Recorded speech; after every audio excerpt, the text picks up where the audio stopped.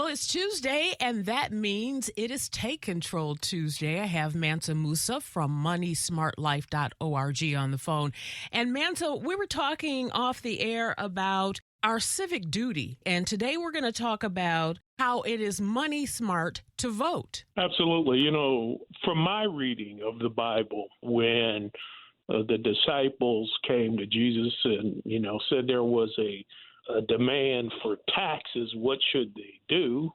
Jesus said, render unto Caesar's that which is Caesar's, which means you are supposed to perform whatever civic duty you have under the form of government you're living at the time. Now, in the United States of America, part of your civic duty is to vote. Not only to pay your taxes, but you have a civic obligation to vote. And we want to talk about why it's money smart to vote and what you should do now as far as that goes. Because this election that's coming up is going to have a lot of impact going into the future. So Here's what you do. Number one, register to vote if you're not registered. If you think you're registered, confirm your registration. Absolutely. Before the election, because things can change. The next thing you want to do as a money smart way to vote is to request an absentee ballot. Now, in Michigan, there's no excuse absentee voting, so all you have to do is contact your city clerk and ask for an absentee ballot. Now, here's what that allows you to do. Number one, once you get the absentee ballot, it allows you to vote early so you can get it out of the way, do what you need to do, and you're not tied to one specific date. You don't have to stand in line and all that kind of thing. Right. The other thing getting your ballot early does, it allows you to vote down ballot.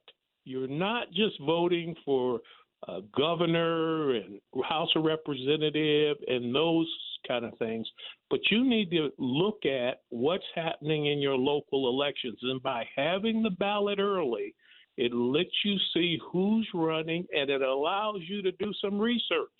All you got to do is Google the people. Right. And you can see what they stand for, who's backing them, and those kind of things. Normally when you go in on election day, you don't know what's happening with those down ballot people. You don't know who they are. So what do? We don't vote in those elections. Mm-hmm. But local elections have more impact on you than national offices. So you want to vote down ballot.